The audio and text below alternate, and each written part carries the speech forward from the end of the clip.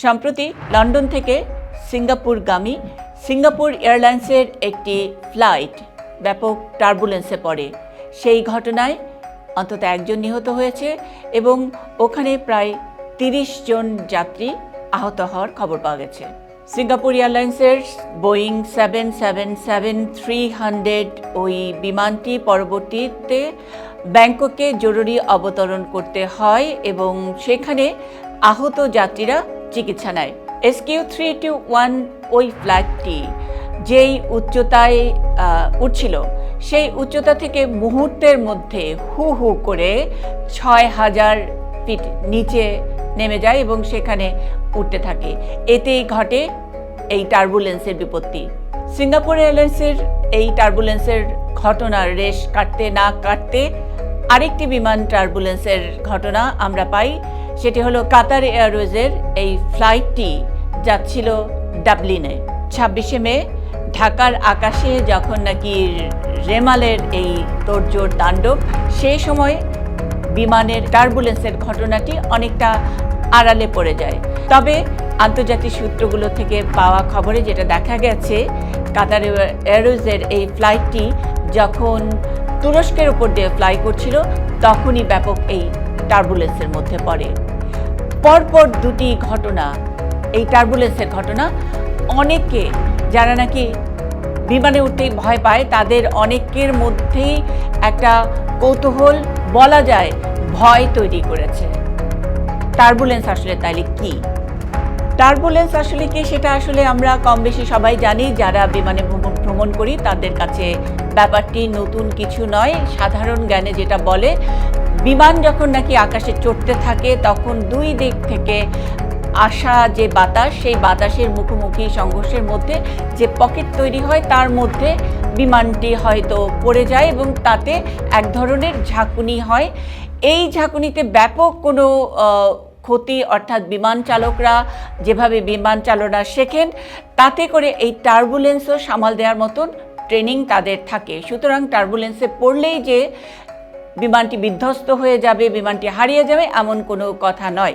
তারপরেও টার্বুলেন্স কি? এই টার্বুলেন্সের যে মৌসুম যাচ্ছে সেই বিষয়টি নিয়ে bbcbangla.com তারা প্রশ্ন করেছিলেন বাংলাদেশের একজন ফ্লাইট ইঞ্জিনিয়ারকে। তিনি খুব পরিষ্কার করে বুঝিয়ে দিয়েছেন টার্বুলেন্স কি। টার্বুলেন্সটা হলো যে এয়ার ফ্লোটা থাকে নরমালি স্মুথ। আমি যখন একটা প্লেন যাই, আমার যে ডানাতে আমি যে লিফট জেনারেট করব, এই লিফট জেনারেট করার জন্য আমার একটা স্মুথ এয়ার ফ্লো দরকার। এই স্মুথ এয়ার ফ্লোটা যখন থাকে না, যখন এয়ার ফ্লোটা ডিস্টার্ব হয়ে যায়, এই ডিস্টার্ব এয়ার ফ্লোটাকে আমরা বলছি টার্বুলেন্স। যার জন্যই ডান বাম বা পড়ে যাওয়া, উপর যাওয়া, এই জিনিসটা সৃষ্টি হয়।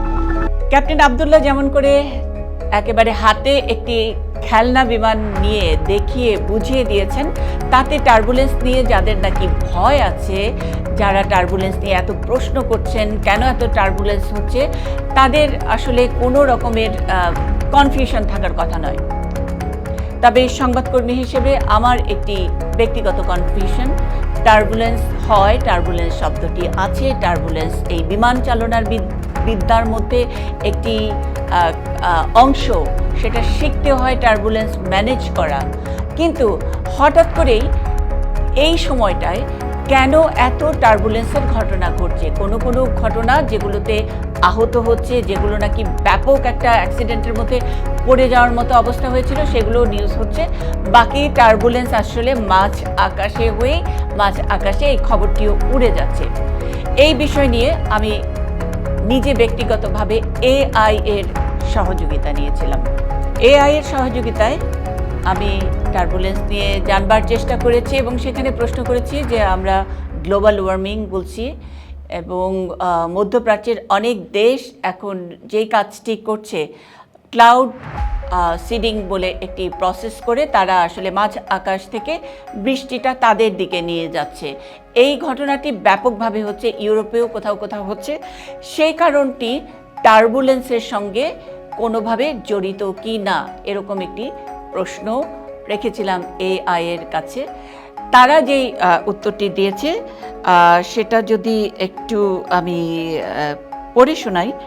তারা বলছে যে Cloud seeding is a weather modification technique that involves dispersing substances into the atmosphere to stimulate cloud formation and increase participation.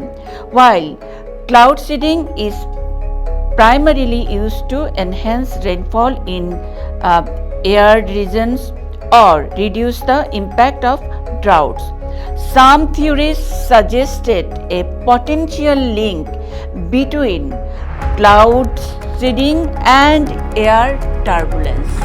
AI নিজেই উত্তর দিয়েছে যে এটা মোটামুটি নতুন এবং এটা নিয়ে তেমন কোনো সাবস্টেন্সিয়াল ফ্যাকচুয়াল কোনো কিছু নেই, তাদের হাতে একেবারে তথ্য প্রমাণ সহ কিছু নেই, কিন্তু এগুলো নিয়ে এক ধরনের থিওরি, এক ধরনের প্রশ্ন তোলা হচ্ছে। একেবারে ব্যাপারটি অমূলক নাও হতে পারে, আমরা যে এই প্রশ্নটি তুলেছি। টার্বুলেন্স নিয়ে আমরা এত কথা বলছি সেটা দেখেও ভয় পেয়ে যাবেন, কিন্তু টার্বুলেন্স কতটা বিপজ্জনক এই প্রশ্নটা যদি করেন তাহলে বলা যায় টার্বুলেন্সের সময় বৈমানিকের হাতেই আর পাইলটের হাতেই সব কিছু থাকে। তিনি কতটা যাত্রীদেরকে বিপদে ফেলবেন অথবা ফেলবেন না, এটা তার এক্সপার্টাইজ, তিনি তার যে সিদ্ধহস্ত থাকে যদি বিমান চালনায়, তাহলে টার্বুলেন্সটা অতভাবে বোঝা যায় না। কিন্তু তারপরেও আগেই বলেছি টার্বুলেন্সে পড়লেই যে একটি বিমান দুর্ঘটনার মধ্যে পড়বে তা নয়, আবার কখনো কখনো এটার উল্টোটা ব্যতিক্রমও হয়। টার্বুলেন্স এবং মাঝ আকাশে বৃষ্টি অথবা থান্ডারস্টর্ম যেটাকে বলে যে বজ্র, সেটাও অনেক সময় মাঝখানে যদি হিট করে তাহলে বিমানটি দুর্ঘটনায় পতিত হয়। কিন্তু এমনিতে টার্বুলেন্সে মরে যাওয়ার মতন কোনো ঘটনা ঘটে না, ঝাঁকি হয়। এবং যেই ঘটনাটি আমরা দেখাতে পারি, গ্রাফিক্যালি দেখাতে পারি যে একেবারে খুব দ্রুত বিমানটি নিচে নেমে যাওয়ার কারণে যাত্রীরা একটা জাম্প করার মতো মাথাটা লেগে যেতে পারে।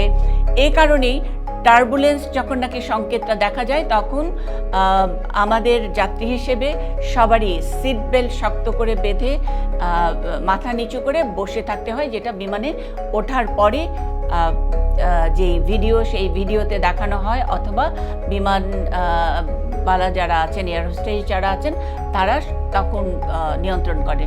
সুতরাং তাদেরকে একটু ফলো করলে, মানলে একটু ব্যথা পাওয়া, অস্থির হওয়া, সেগুলো থেকে রেহাই পাওয়া যায়। আর বাকিটা তো আসলে দুর্ঘটনা মানে দুর্ঘটনাই। টার্বুলেন্স ফোবিয়া কি আসলে? টার্বুলেন্স ফোবিয়া বলেও একটি রোগ আসলে সারা দুনিয়াতেই আছে। অনেকে বিমান ওঠার আগেই ভয় পেতে থাকেন, এমন ভীতু মানুষের কথাও আমরা অনেকে জানি, অনেকে পরিচিত জনদের মধ্যেই অনেকে আছেন। এমন একজন কিন্তু নিজে তার অভিজ্ঞতার কথাটা আমাদেরকে একটু বলেছেন ফোনে, যে টার্বুলেন্সের ভয় বা বিমান চড়তে গেলে তার কি ভয়টা হয়। দেখি যে বিজনেসটা শুধু আমি একটা ডিএসআর এর একটা ইঞ্জিনিয়ার আছে ইন্ডিয়ান, বাংলা জানা হিন্দি ভাষা, বসলাম বলতে শুরু করলো, কিন্তু আমার মনে হতো গেলেন মার কাছে গেলেন, মা বাবা যাচ্ছে, আমি সবসময় থাকলে আর তখন ওই লোকটা আমার বলে দিক এটা করবে দ্রুত, তখন ফাইনটা রাখছি তো কারা গরুর কারা করতে তারপরে জানি না, নাকি স্বাভাবিক প্রক্রিয়া সেটাও জানি না, কিন্তু আমার মনোযোগ ছিল যে আচ্ছা যাক গেলে তো মার কাছে যাচ্ছি, এরকম একটা মাথা সামনে আইনে ঠিক ছিলাম আর কি। এই ভয়েরও আসলে চিকিৎসা যেটা, সেটা হলো যে একটু মন শক্ত করতে হবে, তা না হলে আসলে বিমানে ভ্রমণ করা যাবে না। এবং আবারও পরিষ্কার করে বলছি, টার্বুলেন্স হলেই যে বিমানটি ভূপাতিত হবে এমন কোনো কথা নয়। টার্বুলেন্স হলে বৈমানিকের অথবা ফ্লাইট কর্তৃপক্ষের যে নির্দেশনা আছে সেটা মানলে অনেকটা বিপদ এড়ানো যায়। আমাদের যে দায়িত্ব সেটি হলো টার্বুলেন্সের সময় ধীর থাকা, টার্বুলেন্সকে ভয় না পাওয়া। প্যানিক যাদের নাকি এই টার্বুলেন্স ফোবিয়া আছে তারা অবশ্যই আগে চিকিৎসকের পরামর্শ নিয়ে নিজের পকেটে ওষুধ ঠিকঠাক মতো করে রাখবেন। এবং সবচেয়ে বেশি হলো যে অনেকে বলে থাকেন টার্বুলেন্স নিয়ে ভয় দূর করার একটাই কারণ চোখ বন্ধ করে মেডিটেট করা।